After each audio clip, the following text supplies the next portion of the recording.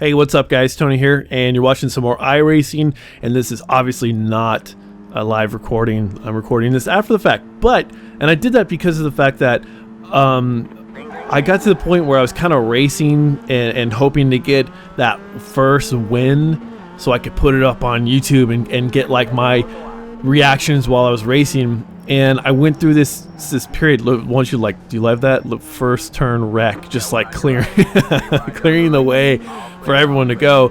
And actually, I found myself here in 4th place. Went from 9th place to 4th place, and actually soon to be 3rd place because this guy spun out right here.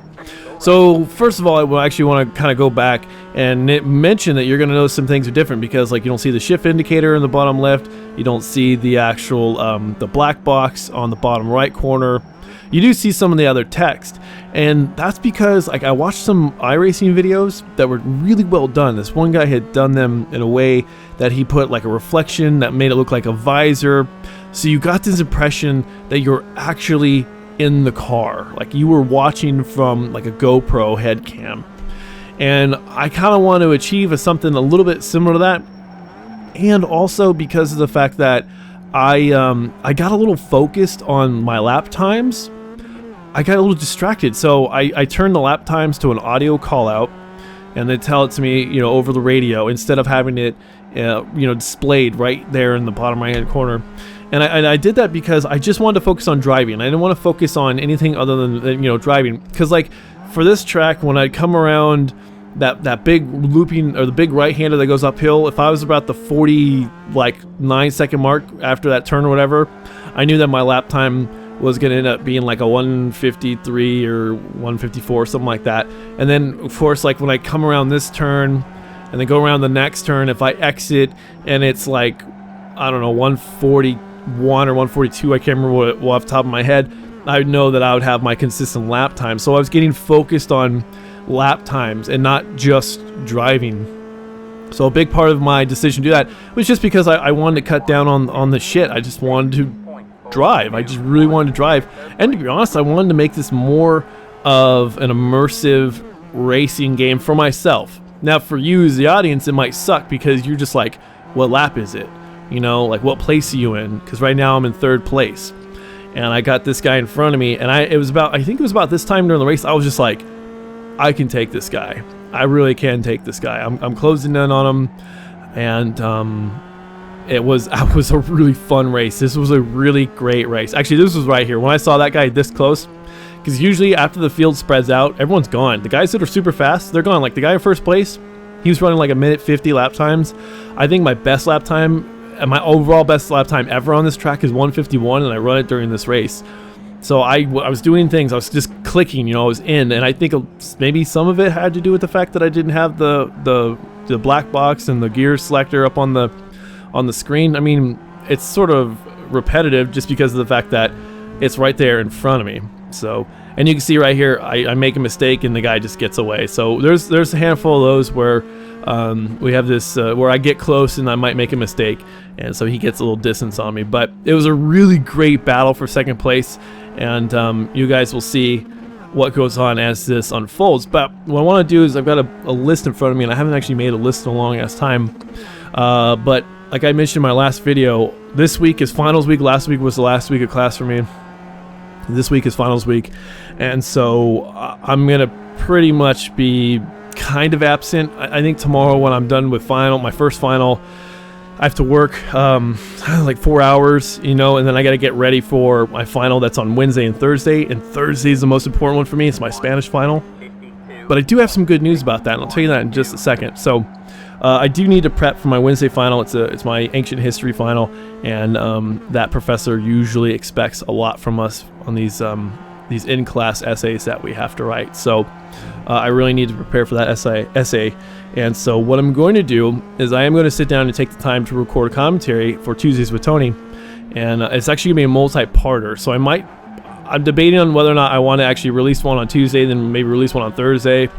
I'm not entirely sure just yet, but look for that. It's going to be about education, and just sort of I've decided to make it about my own personal path in education, because my path through education has not been the stereotypical one. It has sort of been all over the place, and I think it's important to do that because I'm graduating. I'm finally graduating. I've been talking about this for semesters, like years now. You know, I'm like, I'm graduating this time. I'm graduating this time, and I was supposed to graduate in December, but because I just suck at Spanish, I couldn't pass the Spanish class. It required Spanish class during the summertime.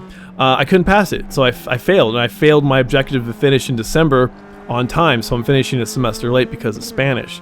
But the good news is, and this is really why I'm sitting down to do the commentary, among the other things I actually want to talk about, because a lot of things have happened within iRacing and, you know, just my life in general that I like to share with you guys. But I sat down and I had a really nice heart-to-heart conversation with my Spanish professor. And I said, what am I missing from this class? Like, what is it that I'm missing as far as assignment-wise? And she just looked through her book and she's like, nothing. You got everything. You're really good about turning stuff in. You've got great attendance. You're not missing anything. Because I failed my midterm. You know, my first exam. We have 2 exams and all work, and I failed it. I got 25 out of 50 points. And the reason why is because the test that she put together is different from the test that we're used to taking. We're used to taking these, fill in the answers, circle the proper conjugated word, maybe write a sentence or two or a paragraph at most. Spanish. Her exam was like all Spanish. Like everything was supposed to be well thought out, written, and to a certain level, and it's just a lot of us didn't do well on that first test, and it was totally different from what we've ever taken because it was a Spanish class with an emphasis on learning because of film. We're supposed to watch films and, you know, give our impressions and use a subjunctive to, you know, talk about character wants and needs and, you know, all this stuff, and it was really difficult. And so I did a lot of extra credit. And so she had a rule. She said if you had 385 points by the end of the semester, you didn't have to take the final because it means you would have gotten a B in the class, and an A would have been 485. And so people that had 385, she sent an email out to those people and said, you don't have to take the final. You've got a B in the class already, so don't worry about it. So if you don't have 385 points, then, you know, you're SOL. I mean, you got to come in and, you know, SOL, you got to take the final. So when I was in her office asking her about the assignments that I needed to turn in, like the ones that I might be missing, and she said, no, I didn't have any. She went through her ledger and she said, well, you have right now like 350 points of thereabouts, like just roughly calculated. I was like, what, really? So I already have a passing grade in the class. And she said she designed the class where you could still pass the class by doing all the assignments, even though you just do like horribly on the test. And I was like, oh my God, you're the best teacher ever. Because I was stressed out. I've been really stressed out about Spanish for a very long time. So basically my point is I need to get like 30 points on the final, 30 out of 100 points on the final, which I'm pretty sure I can muster to get a B in the class. So I already have a passing grade in the class. So that means I'm graduating. I am actually graduating. I succeeded in my endeavor to get a degree in history. It has taken me a very long time, and that's exactly why I want to do a Tuesdays with Tony about this process, because I know it can be a disheartening experience to be an older student, you know, a re-entry student in college, especially at a junior college, when you're maybe 24, 25 years old and you're in class with 18, 19-year-olds, and they're talking about the house parties they went to the weekend before and how they got drunk and all the things they drank and all the things they smoked. And you're sitting there like, okay, well, I mean, you know, you're 24, 25, you can go to a bar like right after class. It's no big deal.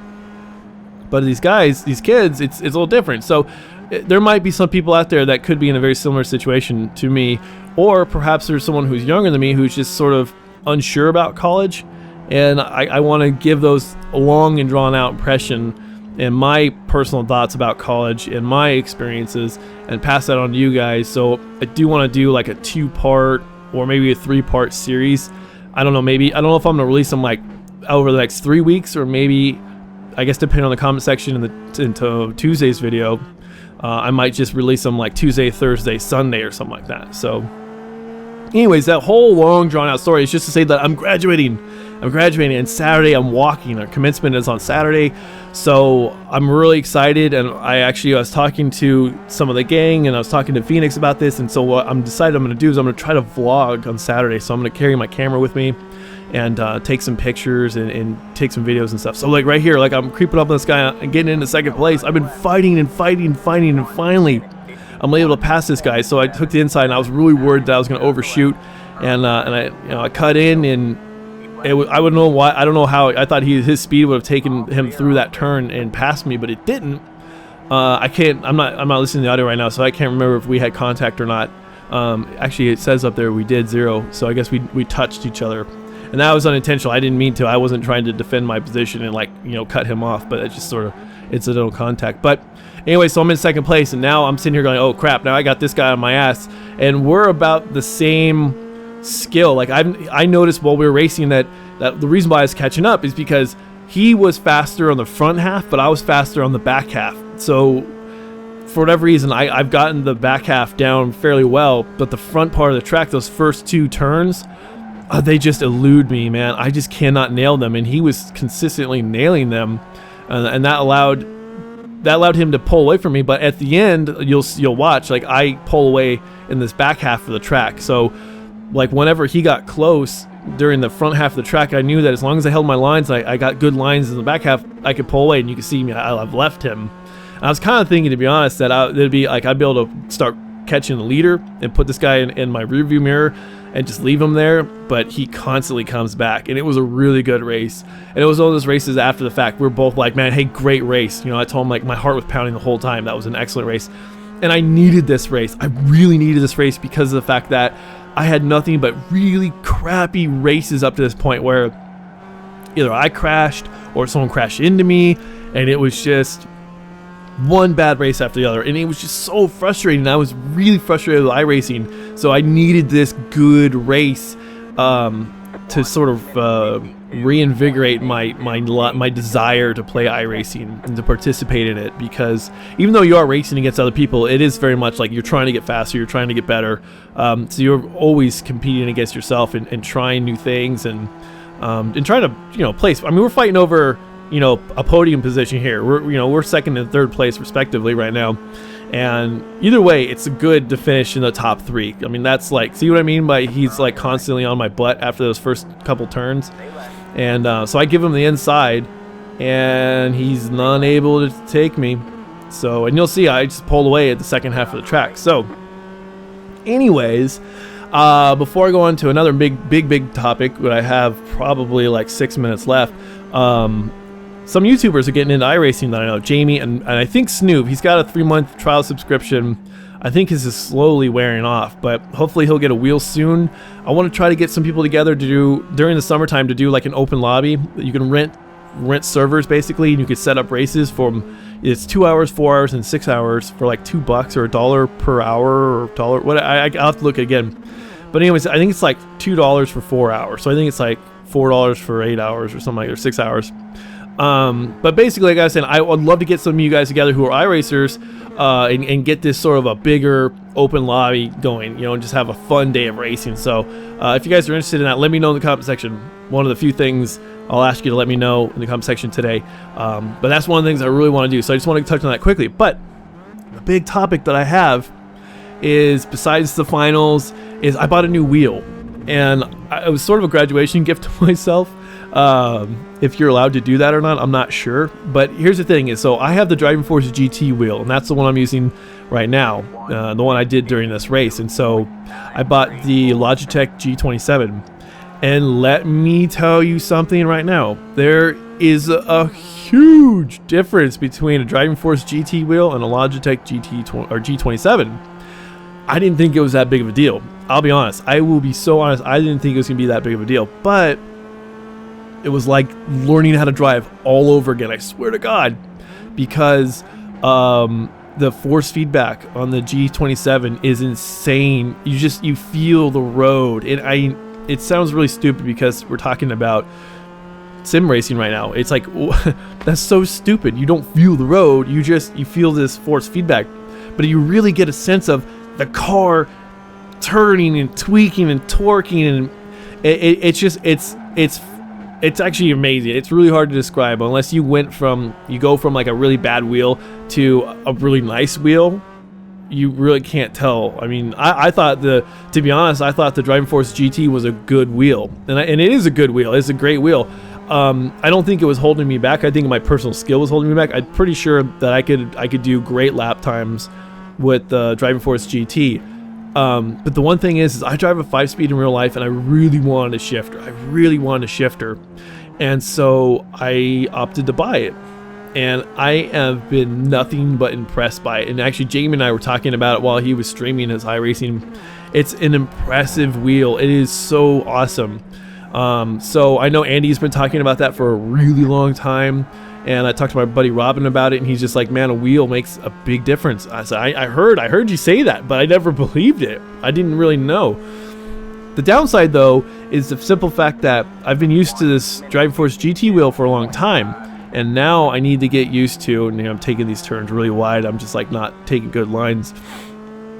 But I need to get used to this new wheel. So my established skill, like the performance I'm showing in this video, is a culmination of about 6 weeks worth of practice with the Driving Force GT. And my lap times with the G27 have been fairly slow. Like, by comparison to like this, like I was racing like 153, 154s when I was racing in this track or in this race with the Driving Force GT, like 151s and 152s and 153s. So I'm a couple seconds slower now that I've got a new wheel because I'm trying to get the feel for it. But it's so awesome. I cannot say enough like how I'm impressed that a wheel makes such a difference. And the funny thing is like I said, I drive a 5-speed in real life. Like, shifting is not a big deal for me, but suddenly when you take a race and shifting in like 6 weeks worth of practice on sequential shifters, because that's the only thing I can use because the other shifter won't work. So going to the paddle shifters, going from paddle shifters to an actual H gearbox, it's really funny how suddenly you just like can't figure out what the hell to do. So I'm sitting there like, I know how to shift with the sequential ones, but I don't know my shifting zones. So like learning shifting zones has been a big deal for me, along with braking and just getting it down. And I'm getting better. It's actually, the learning curve isn't as steep as iRacing was initially, but it is a little steep. I mean, it's like real steep. So that's the other big thing I want to talk about. The last thing I do want to talk about are cars. I actually bought some cars, and we're on the last lap. Sorry, the white flag. So I bought some cars. And what I want to do is actually want to give you guys my impressions on these cars later videos. I want to, take some videos of myself and my buddies racing, and just in a practice session, and kind of give you my impression on the cars and go from there. It's sort of like a car review, and this is a big mistake. I was like, crap, this guy's going to catch up. He's going to pass me. Oh my God. So I was kind of freaking out. So yeah, the cars that I picked up, the one car I absolutely wanted was a Mustang. I wanted the Mustang since oh yeah, this is another fucked up turn right there. But I wanted the Mustang really bad. Ever since I saw it was available, Mustang, it was like boom. And I was really interested in the Jetta as well. But what I ended up picking up was the Mustang, a Jetta, the Skip Barber open wheel, and the Kia Optima, the race car. And I'm really, because I drive a front-wheel drive car, I'm really interested in front-wheel drive racing. And the one thing I found out is kind of a mistake. It's really hard to go from rear-wheel drive to front-wheel drive back to rear-wheel drive cars because the lines are just like the way you drive a front-wheel car is so different than what you can do in a rear-wheel drive car.